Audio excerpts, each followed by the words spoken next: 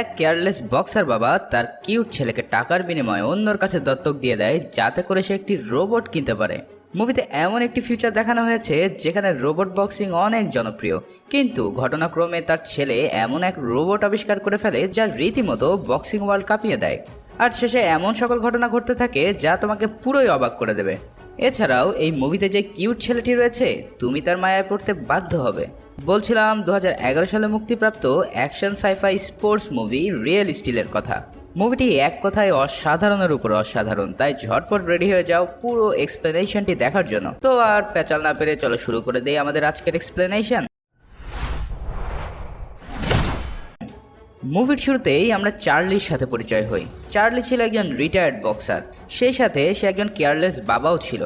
সে প্রচুর ধার দেনার সাগরে ডুবে গিয়েছিল, কারণ সে পুরো সময়টাই রোবট বক্সিংয়ে বাজি ধরে সময় পার করে দিত। যেমন পাওনাদার সোলাইমান সুকুন যদি তাকে ফোন দিয়ে টাকা চাইতো, সে বলতো, হিরো আলম ভাই আমি দ্রুতই টাকাটা দিয়ে দেবো। মানে কার কার কাছ থেকে টাকাটা নিয়েছে সেটাই তার এখন আর মনে নেই। কিন্তু এভাবে তো আর বেশি দিন চলতে পারে না, তাই তাকে যেভাবেই হোক টাকা ইনকাম করতে হবে। ফলে সে একটি জঘন্য বুদ্ধি করে যে তার রোবটকে মডেল বানিয়ে বাচ্চাদের সাথে তুলে তার বিনিময়ে $5 করে নেবে। বাচ্চারাও কম চালাক না, তারা $1 দিতে চায় না এই ভাঙাচোরা রোবটের সাথে ছবি তোলার জন্য। এরপর মুভির সিন চলে যায় একটি বুল ফাইটিংয়ের আস্তানায়। সেখানে চার্লিকে দেখা যায় রিকি নামে একটি লোকের সাথে বাজি ধরছে। রিকি বলে, যদি তোমার রোবট আমার বেস্ট সারের সাথে ফাইট করে জিততে পারে তাহলে আমি তোমাকে $20,000 দেবো। এমন লোভনীয় অফার শুনে চার্লি সাথে সাথে রাজি হয়ে যায় ফাইটের জন্য। বুল ভার্সেস রোবটের ফাইট শুরু হয়। প্রথমেই চার্লির রোবট বুলটিকে তুলে আছাড় মারে আর বিশাল এক আপার কাট দিয়ে ভূপাতিত করে দেয়। এত সহজেই জিতে যাচ্ছে দেখে চার্লির মন চলে যায় অন্য একটি মেয়ের দিকে, যে কিনা খেলা খুব উপভোগ করছিল। আর ঠিক তখনই সেই বুলটি অগোচরে ঘুরে এসে সজোরে আঘাত করে চার্লির রোবটের পায়ে, আর সেটা ভেঙে নিজের শিঙে করে নিয়ে চলে যায়। এরপর চার্লি মারাত্মক লেভেলের চেষ্টা করতে থাকে পা ছাড়াই রোবটটি দিয়ে ফাইটে জেতার জন্য। কিন্তু মশা দিয়ে কি আর হাতি মারা যায়? কিছুক্ষণের মধ্যেই সেই রোবটটি একটি লক্কর লোহার স্তূপে পরিণত হয়। বাজিতে হেরে গেছে দেখে চার্লি তখনই সেখান থেকে ফুরুত হয়ে যাওয়ার চেষ্টা করে। তখন দুজন লোক তার পিছে দৌড়াতে থাকে, আর চার্লি মনে করে এরা হয়তো টাকার জন্য এখানে এসেছে। কথা বলার আগে সে একটি ঘুষি বসিয়ে দেয় একটা লোকের মুখে, আর তখন সে জানতে পারে এই লোকগুলো আসলে টাকা চাওয়ার জন্য আসেনি, বরং তাকে জানাতে এসেছে তার স্ত্রী মারা গেছে। সেই সাথে তার ছেলে কোর্টে রয়েছে, কারণ তার খালা তাকে দত্তক নিতে চায়। ঠিকই তো আছে, এমন বাপ যে কিনা স্ত্রী মারার খবর পর্যন্ত জানে না, তার কাছে ছেলে রাখা মোটেও সুবিধার নয়। এই কথা শুনে চার্লি কোর্টে যায় তার ছেলেকে অ্যাডাপশন দেওয়ার জন্য। সেখানে গিয়ে সে বুঝতে পারে তার ভাইরা ভাই অত্যাধিক লেভেলের ধনী, আর তখনই সে তার কাছ থেকে টাকা খাওয়ার ধান্দা করে। তার ভাইরা ভাইকে বুঝিয়ে বলে, ভাই তুমি আমার ছেলেকে নিতে পারবা যদি আমাকে $1,00,000 দাও। বড়লোক ভাইরা ভাইরার কোনো ছেলে পেলে না থাকার কারণে সে সাথে সাথেই টাকা দিতে রাজি হয়ে যায়। এরপর চার্লি চলে আসে তার গার্লফ্রেন্ড বেইলির আস্তানায়। সেখানে দেখা যায় চার্লি তার ভাঙা রোবটটি তাকে দিয়েছে ঠিক করার জন্য। বেইলি আসলে রোবটের মেকানিক ছিল, আর চার্লি যতবারই এরকম ভাঙা রোবট নিয়ে আসে ততবারই সে ঠিক করে দেয়। এছাড়াও চার্লি তার কাছ থেকে মেলা টাকা ধার নিয়েছিল, আর এইসব বিষয় নিয়ে বেইলি অনেক ফ্রাস্ট্রেটেড। কিছুক্ষণের মধ্যেই তার ভাইরা ভাই তার ছেলেকে নিয়ে সেখানে উপস্থিত হয়, আর তাকে পাওনা $50,000 অ্যাডভান্স দিয়ে দেয়। সেই সাথে তার ছেলেকে রেখে যায় সামারের আগ পর্যন্ত তার সাথে থাকার জন্য। এখানে আমরা সেই কিউট ছেলেটির সাথে পরিচিত হই যার নাম ম্যাক্স। ছেলে তার বাবার এমন ন্যাক্কারজনক ঘটনার প্রতিবাদ জানিয়ে বলে, মাত্র কয়েক $1,000 জন্য তুমি আমাকে বিক্রি করে দিলে। চার্লি বলে, বাপুরে তোমাকে পোষার মতন সময় এবং অর্থ আমার কাছে নেই। তোমার খালাখালু অনেক রিচ, তাই তাদের কাছে থাকলে তুমি অনেক সুন্দর জীবনযাপন করতে পারবে। এরপর ম্যাক্সকে নিয়ে চার্লি তার ডেরায় প্রবেশ করে, আর সেখানে গিয়ে সেই বক্সটি খুলতে দেখতে পাওয়া যায় একটি জাপানি রোবটকে যার নাম নয়জি বয়। ছেলেকে বিক্রি করে এই রোবটটি তার বাবা কিনেছিল। তার ছেলে ম্যাক্সের আবার এইসব রোবটের প্রতি অনেক ফ্যাসিনেশন।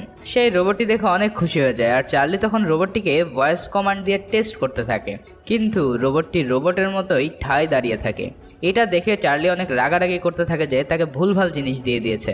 তখন তার কাছ থেকে ভয়েস কন্ট্রোলটি ম্যাক্স নিয়ে একটি জাপানিজ ভাষায় কমান্ড দেয়, আর ঠিক তখনই রোবটটি ঘুষাঘুষি শুরু করে দেয়। এটা দেখে তো তার বাপ পুরোই অবাক, আরে ছেলে তো জিনিয়াস, এসব জাপানিজ ভাষা সে শিখলো কিভাবে? ম্যাক্স তখন জানায়, আমি জাপানিজ গেম খেলতে খেলতে এইসব ভাষাগুলো শিখে ফেলেছি। তখন তারা বুঝতে পারে এই রোবটটির ডিফল্ট ল্যাঙ্গুয়েজ ছিল জাপানিজ, তাই বেইলি রোবটটির ডিফল্ট সেটিংস ইংলিশ করে দেয়, আর তখন রোবটটি ইংলিশ কমান্ড ফলো করতে থাকে।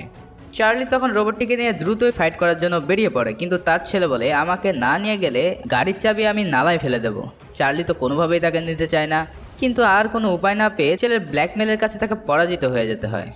এরপর তারা সেই নয়জি বয়কে নিয়ে একটি ফাইট ক্লাবে প্রবেশ করে আর সেখানে চার্লি তাকে বলে আমরা এখানকার চ্যাম্পিয়নের সাথে ফাইট করতে চাই। তখন ম্যাক্স জানায়, আরে তুমি আগেই কেন চ্যাম্পিয়নের সাথে ফাইট করবে, আগে তুমি আন্ডার কার্ডে যারা রয়েছে তাদের সাথে ফাইট করো, এতে করে তোমার জেতার সম্ভাবনা অনেক বেশি থাকবে, হোক না অল্প আয়, কিন্তু সেটা নিশ্চিত হবে। ছেলের কথা বাপের কানে যায় না, কারণ এসব $100-200 তার কিছুই হবে না। তাই সে সিদ্ধান্ত নিয়ে ফেলে চ্যাম্পিয়নের সাথে ফাইট করে $20,000 জিতবে। অবশেষে এই ফাইট ক্লাবের চ্যাম্পিয়ন মাইডিসের সাথে তাদের ফাইট শুরু হয়ে যায়। প্রথম দিকে চার্লির রোবট মাইডিসকে বেদম মারতে থাকে, সব কিছু ঠিকঠাক মতোই চলছিল, কিন্তু চার্লির ওভার কনফিডেন্টের কারণে কিছুক্ষণ পর থেকেই তার রোবট পাল্টা মার খাওয়া শুরু করে। চার্লির রোবটটিকে কন্ট্রোল করতে চায়, কিন্তু সে তো এখনও পর্যন্ত জানেই না যে কোন বাটনে টিপ দিলে রোবটটি কোন ফাইট মোডটি অ্যাক্টিভ হবে। পরে মাইডিস তাকে এমন ধোলাই দেয় যে পুরো একটি হাত ভেঙে ফেলে আর সেখান থেকে প্রাণ ম্যাঙ্গো জুস বের করে দেয়। কি আর করা, এরপর সেই ভাঙাচোরা রোবটটি নিয়ে তারা বসে থাকে আর ম্যাক্স তাকে বলে তুমি আগেই প্র্যাকটিস না করে কেন অত বড় ফাইট নিতে গেলে। এত পাকনা কথা শুনে তার বাপের মেজাজ খারাপ হয়ে যায় আর বলে চুপচাপ গাড়িতে উঠে পড়ো। এরপর তারা একটি রোবটের গার্বেজ ডাম্পে যায়, মানে তোমরা সেটাকে ময়লার ডাম্প বলতে পারো। সেখানে তারা পুরাতন ভাঙাচোরা লোহা লক্কর ও রোবটের পার্টসগুলো টোকাইয়ের মতন খুঁজতে থাকে। যদি সেখান থেকে ফ্রিতে কোনো একটি পার্টস পাওয়া যায় তাহলে তারা আবার একটি রোবটকে কাজে লাগাতে পারবে। এসব খুঁজতে খুঁজতে ম্যাক্স একটি খাদের কিনারায় এসে পড়ে আর তখন তার বাবা সতর্ক করার আগেই এই মাটি ভেঙে ম্যাক্স নিচের দিকে পড়ে যায়। একদম গর্তে পড়ার আগ মুহূর্তে একটি লোহার বস্তুর সাথে ম্যাক্স আটকে যায় আর ঝুলতে থাকে। ম্যাক্স তার বাবাকে ডাকতে থাকে আর তখনই চার্লি সেখানে উপস্থিত হয়, তাকে রেস্কিউ করে। এই ফাঁকে বাপ বেটার মধ্যে একটা কোলাকুলিও হয়ে যায়। তখন ম্যাক্স একটি রোবটের মাথা আবিষ্কার করে যেটা মাটিতে পোতা ছিল।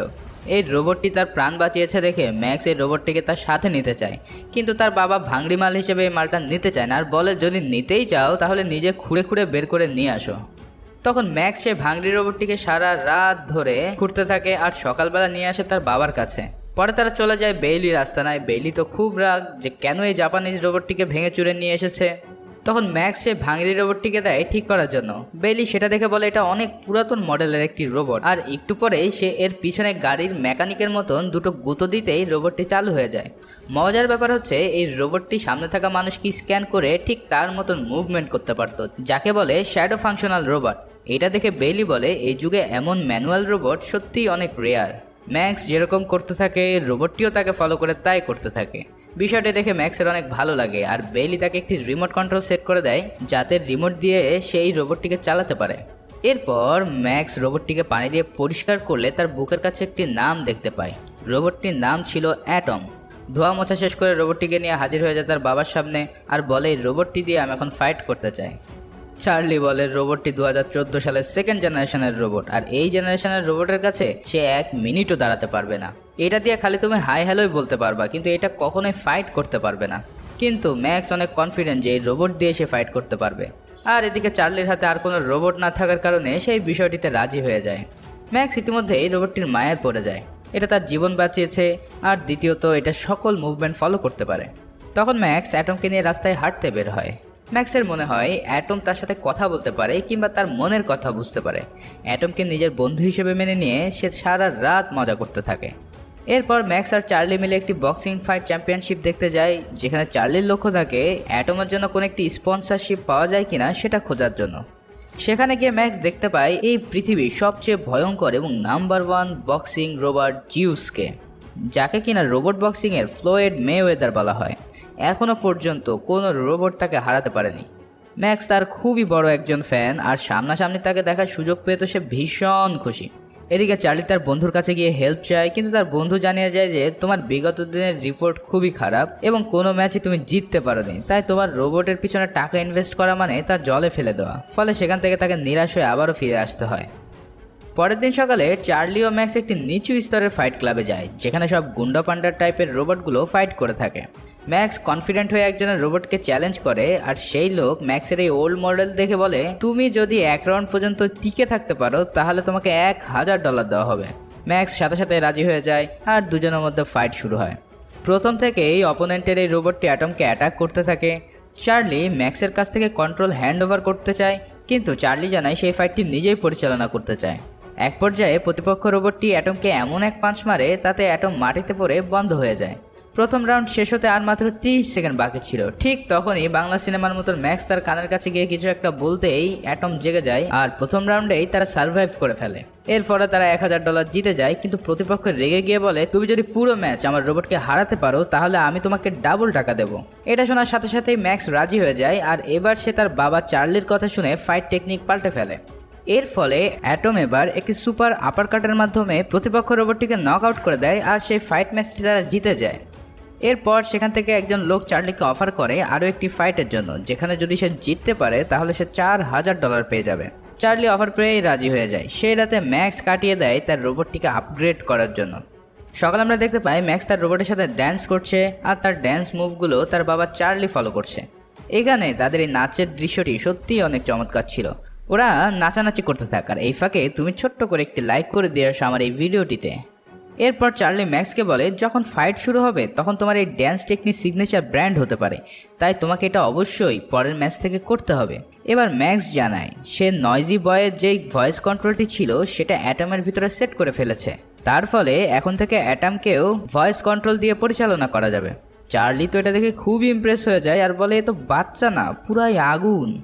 এই সব কিছু মিলে চার্লি অনেক মোটিভ হয়ে যায় আর পরের দিন সকালেই সেই রোবট অ্যাটমের সাথে তার পুরানো বক্সিং ফাইট প্র্যাকটিস করতে থাকে। এরপর সে ফাইটের দিন চলে আসে আর ম্যাক্সকে দেখা যায় সে ফাইট শুরু করছে তার সিগনেচার ড্যান্স উইথ অ্যাটমের সাথে।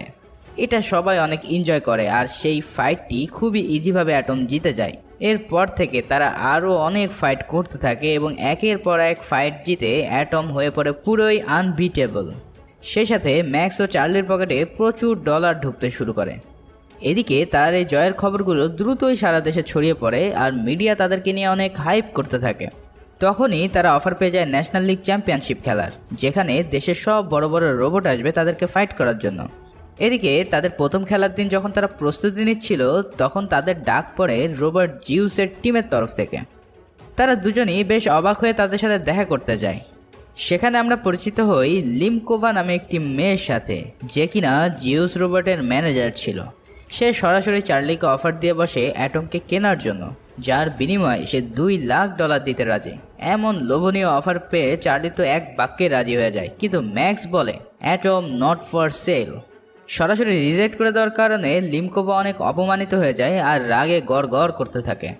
চার্লি ম্যাক্সকে অনেকভাবে বোঝানোর চেষ্টা করে আর বলে, বাপুরে এমন লোভনীয় অফার আমরা আর পাবো না, আর এই রোবটের চাইতেও আমরা ভালো ভালো রোবট কিনতে পারবো। কিন্তু ম্যাক্সের ওই একই কথা, my robot is not for sale. এদিকে কিছুক্ষণের মধ্যেই তাদের প্রথম ফাইটটি শুরু হয়ে যায় আর সেখানে আমরা দেখতে পাই এক ভয়ঙ্কর রোবটকে যার 2টা মাথা ছিল। এছাড়াও এই লিগে যে সকল রোবট ফাইট করে তারা সবাই অটোমেটেড অ্যালগোরিদমের মাধ্যমে ফাইট করে থাকে। এক কথায় এখানে ম্যানুয়াল রোবটের কোনো অস্তিত্বই নেই। সেখানে সেকেন্ড জেনারেশনের অ্যাটম কি পারবে এই ফাইটটি জিততে? কঠিন লেভেলের এক নাচ গান দিয়ে অ্যাটম প্রবেশ করে আর এরপরেই এই বিগ ফাইটটি শুরু হয়ে যায়। কিন্তু তারা যা ভেবেছিল তার চেয়েও অনেক ভয়ঙ্কর ছিল এই রোবটটি। প্রথম থেকেই অ্যাটমের উপর একের পর এক অ্যাটাক করা শুরু হয় আর কোনোভাবেই তাকে কন্ট্রোল করা যাচ্ছিল না। তাদেরকে যারা কন্ট্রোল করছিল তাদের চেহারাটা একবার দেখে মনে হচ্ছে যে ধোলাই খালের কোনো একটি রোবট এসেছে হাইটেক রোবটের সাথে পাঙ্গা নিতে। ম্যাক্স চিৎকার করে বলতে থাকে, চার্লি কিছু একটা করো। চার্লি তখন এই রোবটের একটি উইক পয়েন্ট খুঁজে পায় যেটা তার হাতের মধ্যে ছিল। সে তখন টাইম ক্যালকুলেশন করে নেয় আর ফাইট ব্যাক শুরু করে। চার্লির টার্গেট ছিল ওই রোবটের একদম মেন সার্কিট বোর্ডের দিকে, তাই সে বারবার তার বুকে পাঞ্চ করতে থাকে। ফলে রোবটটির সিস্টেম দ্রুতই ক্র্যাশ হওয়া শুরু হয় আর এই সুযোগে চার্লি তাকে একটি রাইট হ্যান্ড আপার কাট দিয়ে রোবটটিকে পুরোই ডিস্ট্রয় করে ফেলে। অবশেষে এক দুর্দান্ত ফাইটের পর অ্যাটমকে বিজয়ী হিসেবে ঘোষণা করা হয়। তখন উপস্থাপকদের কাছ থেকে ম্যাক্স তার মাইকটি কেড়ে নিয়ে দর্শকদের উদ্দেশ্যে কথা বলতে শুরু করে। সে দর্শকদের জানিয়ে দেয় জিউসের টিম অ্যাটমকে কিনতে চেয়েছিল আর সে এবার জিউসকে সরাসরি চ্যালেঞ্জ করে বসে নেক্সট ফাইটের জন্য। বলে কি এই পুচকু, কোথায় হাতের পুল আর কোথায় লিভারপুল? এটা শুনে জিউসের টিম পুরাই ভ্যাপাচেকা খেয়ে যায়। এরপর তারা তাদের ভিক্টরি সেলিব্রেট করতে থাকে, কিন্তু তাদের এই সেলিব্রেশন বেশিক্ষণ স্থায়ী হয় না। তার সেই পুরাতন পাওনাদার রিকি সেখানে চলে আসে এবং চার্লির কাছ থেকে জোরপূর্বক মারধর করে সব টাকা ছিনিয়ে নিয়ে যায়। এই ঘটনার পর চার্লি ভাবে যে তার এই ধরনের অনিয়ন্ত্রিত জীবন তার ছেলের জন্য হুমকির কারণ হতে পারে, তাই সে ম্যাক্সকে তার খালার কাছে পাঠিয়ে দিতে চায়। পরের দিন তার খালার কাছে ম্যাক্সকে রেখে যাওয়ার সময় ম্যাক্স যেতে না চাইলেও চার্লি তাকে এক প্রকার জোরপূর্বক তার সাথে পাঠিয়ে দেয় আর এর ফলে ম্যাক্স অনেক বেশি দুঃখ পায়। কিন্তু চার্লি ম্যাক্স চলে যাওয়ার পর থেকেই তাকে অনেক মিস করতে থাকে। তখন সে তার মনের কথাগুলো বেইলির সাথে শেয়ার করে। বেইলি তখন তাকে জানায় তোর ম্যাক্সের সাথে থাকাটাই সবচেয়ে বেশি প্রয়োজন, কারণ বাবার ভালোবাসা অন্য কাউকে দিয়ে কখনোই সম্ভব না, তাই তুমি তাকে ফেরত নিয়ে আসো। এসব শুনে চার্লির মনে অনেক সাহস আসে আর সে চলে যায় ম্যাক্সকে নিয়ে আসার জন্য। চার্লি সেখানে ম্যাক্সকে সরি বলে এবং তার খালার কাছে পারমিশন চায় যে ম্যাক্সকে নিয়ে যাওয়ার জন্য। সেই সাথে চার্লি এটাও বলে আমরা অবশ্যই জিউসের সাথে ফাইটটি করব এবং সেখানে তোমাকে অবশ্যই প্রয়োজন। এসব কথা শুনে তার খালাও ম্যাক্সকে যেতে দেয় আর ম্যাক্স আর চার্লি আবারও একসাথে হয়ে যায়। এদিকে অ্যাটম ও জিউসের মধ্যকার ফাইট পুরোই হাইপ হয়ে যায় সারা পৃথিবীতে আর সবাই এই ভাইরাল ফাইট দেখার জন্য উন্মুখ হয়ে পড়ে। একদিকে রোবটের ফ্লয়েড মেওয়েদার, অন্যদিকে ধোলাই খালের রোবট অ্যাটম। ধোলাই খালের হলে কি হবে, আসলে অ্যাটমের যে স্টিল দিয়ে তৈরি করা ছিল সেটা কোনো অংশেই টাইটেনিয়ামের চাইতে কম শক্ত নয়। অ্যাটমের বডি শুধু লোহা লক্কর ছাড়া এমন কোনো কিছুই নেই যেটা ডিজেবল হয়ে গেলে তার পুরো ফাংশনালিটি ডাউন হয়ে পড়বে, আর এটাই ছিল অ্যাটমের একটি ইউনিক পয়েন্ট। এরপর ফাইট শুরু হওয়ার পালা। প্রথমে অ্যাটম ও ম্যাক্স উপস্থিত হয় তাদের সিগনেচার ড্যান্স মুভ দিয়ে, আর তারপরে জিউস উপস্থিত হয়।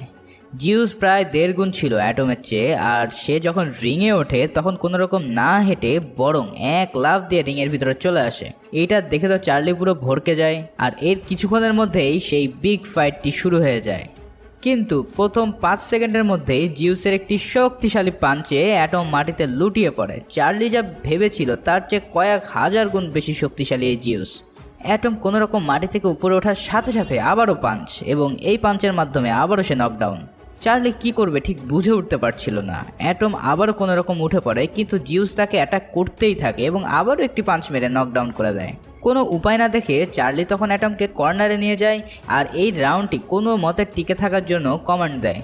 কিন্তু তখনই চার্লির সুযোগ বুঝে জিউসকে একটি রাইট আপার কাট মেরে দেয়, আর এটা দেখে পুরো দর্শক হতবাক হয়ে যায়, কারণ এখনো পর্যন্ত কোনো রোবটের ক্ষমতা হয়নি জিউসের গায়ে একটি আঁচড় দেওয়ার। আর এই মারাত্মক লেভেলের আপার কাট খেয়ে জিউসের ফাংশন কিছুটা নষ্ট হয়ে যায়, আর এই সুযোগেই চার্লি তাকে কাউন্টার অ্যাটাক করতে থাকে। জিউসের টিমের সবার মাথা পুরো খারাপ হয়ে যায়, আর তখনই তারা আবারও ফাইটে ব্যাক করে। আর এবার অ্যাটমকে কর্নারে নিয়ে যেয়ে জিউস ধবল ধোলাই করতে থাকে। রাউন্ড শেষ হতে আর মাত্র 10 সেকেন্ড বাকি ছিল, কিন্তু এরই মধ্যে অ্যাটম প্রায় বিধ্বস্ত হয়ে পড়ে। অবশেষে ফাইনাল পাঞ্চ করার আগেই রাউন্ডটি শেষ হয়ে যায়। এরপর দ্রুত চার্লি ও ম্যাক্স রিংয়ের মধ্যে গিয়ে অ্যাটমের বডি পার্টস ঠিক করে দেয়। তারপর শুরু হয় দ্বিতীয় রাউন্ড, কিন্তু এরই মাঝে অ্যাটম কোনোভাবেই সার্ভাইভ করতে থাকে। পরের রাউন্ডগুলো থেকে অ্যাটম অ্যাটাক করা শুরু করে, আর মাঝে মাঝেই সে জিউসের পুরো থোবড়া উড়িয়ে দিতে থাকে। এভাবেই এই রুদ্ধশ্বাস ফাইট ম্যাচটি চতুর্থ রাউন্ডে এসে পড়ে। আর এই রাউন্ডে জিউসের একটি আঘাতের কারণে অ্যাটমের ভয়েস কন্ট্রোল ডিভাইসটি নষ্ট হয়ে যায়, ফলে অ্যাটম আর ভয়েস কমান্ড শুনে রেসপন্স করতে পারে না। এই সুযোগে জিউস অ্যাটমকে এমন ড্রিলিং করতে থাকে যে তার ভিতর থেকে পুরো ধোঁয়া উঠিয়ে দেয়। ভয়েস কমান্ডটি নষ্ট হয়ে যাওয়ার ফলে ম্যাক্স তখন চার্লিকে বলে তুমি অ্যাটমের সাথে শ্যাডো ফাইট করো, কারণ তুমি একজন রিয়েল বক্সার, তুমি যা করবে অ্যাটম ঠিক সেভাবে অ্যাটাক করবে। চার্লি তখন রাজি হয় না, কিন্তু ম্যাক্স তার কাছে সাহায্য ভিক্ষা চাইলে চার্লি রাজি হয়। ম্যাক্স তখন অ্যাটমের শ্যাডো ফাইট মোড অন করে দেয়, আর সর্বশেষ রাউন্ড শুরু হয়। এবার প্রথম থেকেই জিউস এই বিধ্বস্ত অ্যাটমের উপরে অত্যাচার করতে থাকে, আর চার্লি শুধুমাত্র ডিফেন্স করতে থাকে। এরকম মার খাওয়া দেখে ম্যাক্স চার্লিকে বলে প্লিজ ফাইট ব্যাক করো, ওকে মারো। চার্লি তখন বলে নট ইয়েট, মানে এখনই না। আসলে চার্লি অপেক্ষা করছিল জিউসের পাওয়ার লেভেল কমিয়ে আনা পর্যন্ত, ফলে একটানা এত ফাইট করতে গিয়ে জিউস কিছুক্ষণের মধ্যেই তার পাওয়ার ডাউন করে ফেলে আর সে কোনো অ্যাটাক করতে পারে না।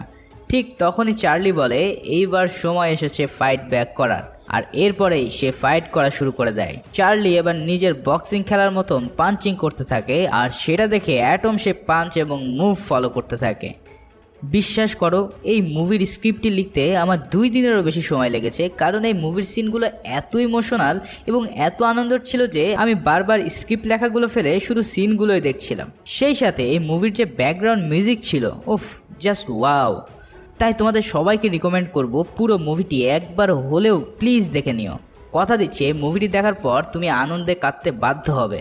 চার্লির পারফরমেন্স দেখে ম্যাক্স আনন্দে কেঁদে ফেলে, আর চার্লি তার নিজের সব অভিজ্ঞতা দিয়ে একের পর এক আপার কাট, জ্যাব, বডি শট দিয়ে পুরো ডিস্ট্রয় করে দিতে থাকে।